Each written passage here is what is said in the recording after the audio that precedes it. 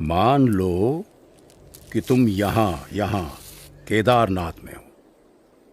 ये रहा केदारनाथ, और तुम्हें जाना है यहां बद्रीनाथ में। हाँ, ये रहा बद्रीनाथ। अब सवाल ये है कि भाई जाओगे कैसे?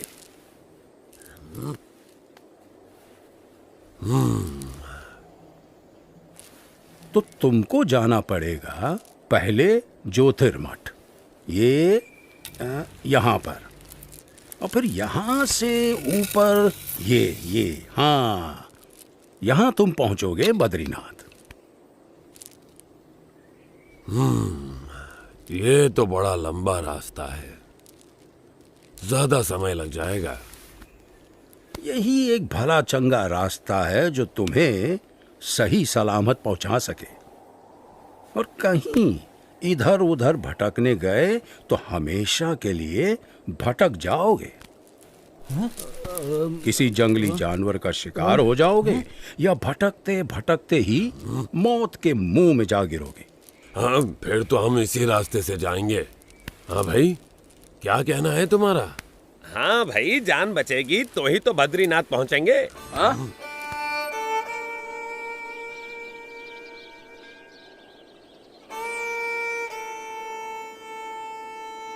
थोड़ी देर ज्यादा लगेगी, पर जिंदा तो पहुंचेंगे। हाँ, सही समझे। हाँ भाई, सुरक्षित रास्ते से ही चलेंगे।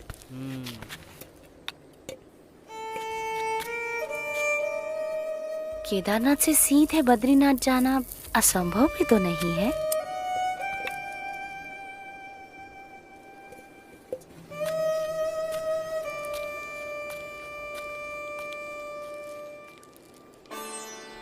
केदारनाथ से सीधे बद्रीनाथ, एक ऐसा मार्ग जिससे गुजरने के बारे में कोई सामान्य मानवी तो सोच भी नहीं सकता था, जहां मानो मनुष्य जीवन का अस्तित्व ही नहीं था।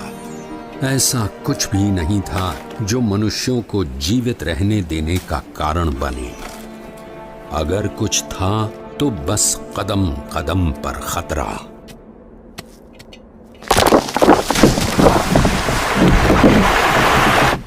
शून्य के नीचे का तापमान जो पानी को पीने के लायक भी नहीं छोड़ता था।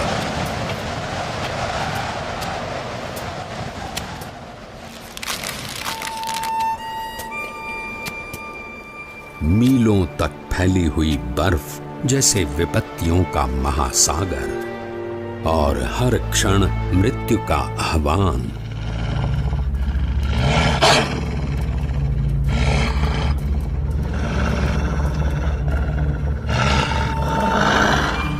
पर केवल 11 वर्ष का एक बालक कृत निश्चयी था अपने ध्येय तक पहुंचने के लिए।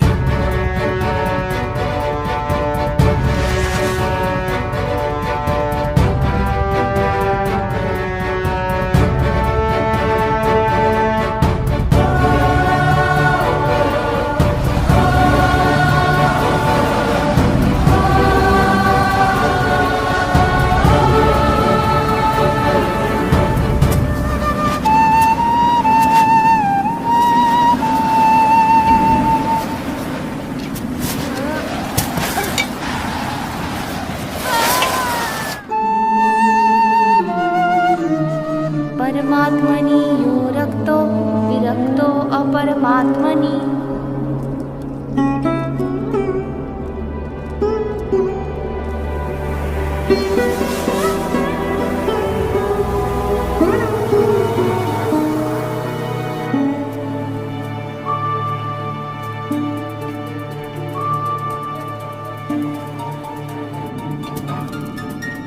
परमात्मनि यो रक्तो विरक्तो अपरमात्मनि।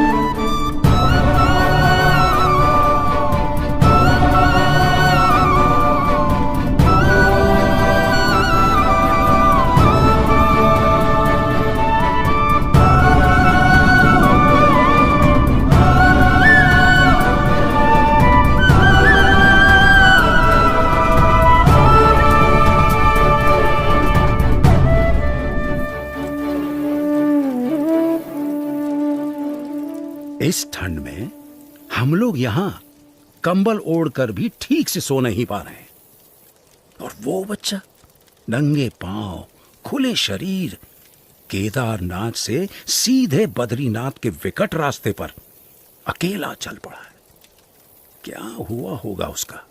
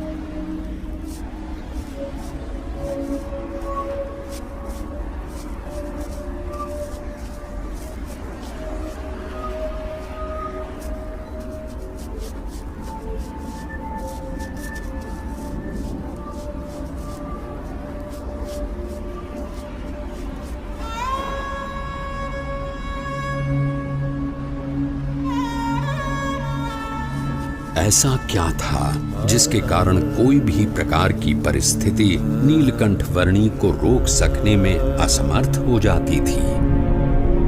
कभी हिम प्रपात तो कभी भयानक बारिश, अनजान और निर्जन रास्तों में जंगली जानवरों से आकस्मिक भेंट, अनजान रास्तों को समझकर पहाड़ियों और खाइयों के बीच में से भी रास्ता कर लेने की चुनौती, और आराम करने के लिए धरती का बिछौना और आकाश की चद्दर। नीलकंठ वर्णी की दृष्टि में ऐसा कुछ भी नहीं था जो इस मनुष्य शरीर से नहीं हो सकता था। देह भाव से पर और मनोभाव से पर नीलकंठ वर्णी की आध्यात्मिक स्थिति ही ऐसी थी जो किसी भी परिस्थिति से ऊपर उठकर उनकी कल्याण यात्रा को आगे बढ़ाए रखती थी।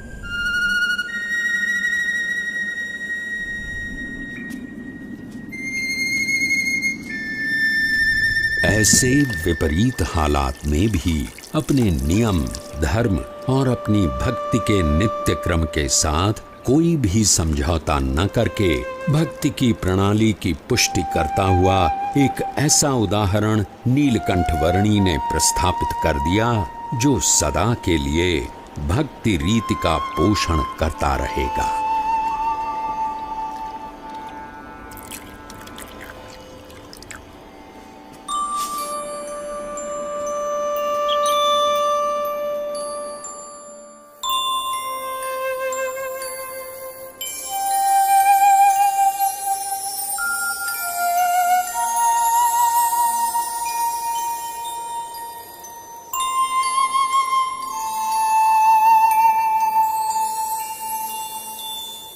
आज के समय में भी कई लोग साथ मिलकर बहुत सारी सुविधाओं के साथ जिसे पार करने के लिए हिचकिचाते हैं, वैसा केदारनाथ से सीधे बद्रीनाथ जाने का लगभग 75 किलोमीटर का मार्ग नीलकंठ वर्णी ने नंगे पांव, खुले शरीर, अकेले केवल 9 दिनों में पार कर लिया।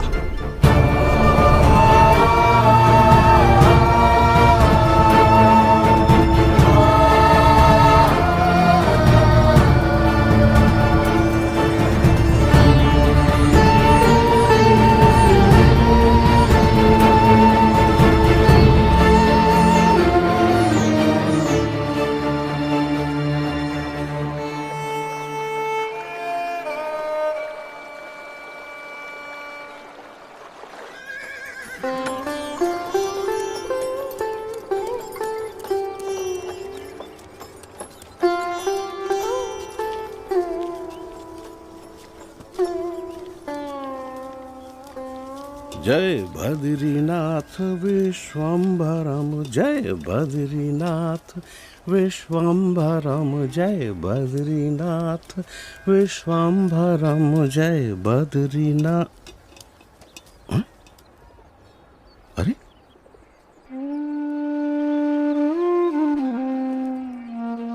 इस चरण छाप में ऊर्ध्व रेखा के साथ सारे 16 चरण चिन्ह। ये तो स्वयं परमात्मा के चरणों की छाप है। कहाँ है वो?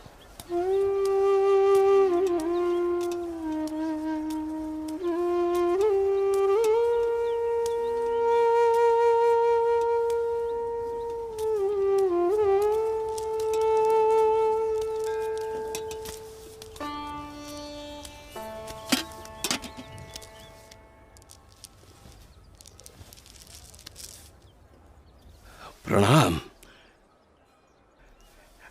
मनुष्य के रूप में आपका दर्शन पाकर आज मेरे आनंद की कोई सीमा नहीं है प्रभु।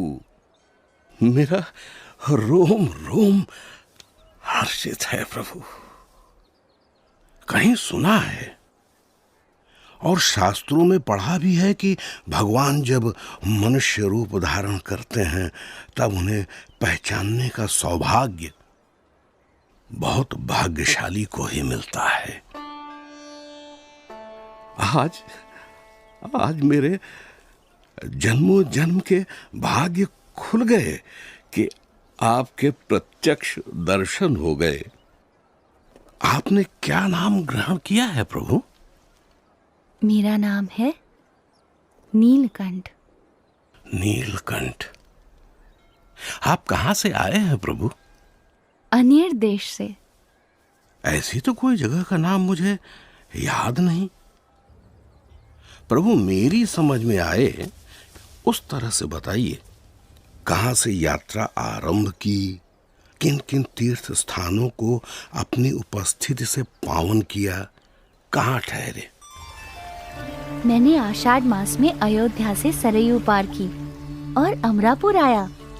हिंडोला के दिन नारद वन में बिताए और पवित्र एकादशी हरिद्वार में की। तपोवन में जन्माष्टमी का उत्सव मनाया। लक्ष्मण झूला के पास लक्ष्मण मंदिर में उपवित परिवर्तन किया। गणेश चतुर्थी श्रीनगर में, ऋषि पंचमी उद्धव वन में और जल झलनी एकादशी एवं वामन द्वादशी गुप्त काशी में की। त्रियुगी नारायण में पूर्णिमा करके श्राद्ध पक्ष मैंने गुप्त प्रयाग और केदारनाथ में बिताया और नवरात्रि के आरंभ में केदारनाथ से चलकर पहाड़ों को पार करके आज नवरात्रि के 9वें दिन यहाँ बद्रीनाथ आया हूँ। और आपका भाव है, इसीलिए दीपोत्सव और अन्नकूट उत्सव यही आपके साथ मनाऊंगा। अवश्य प्रभु।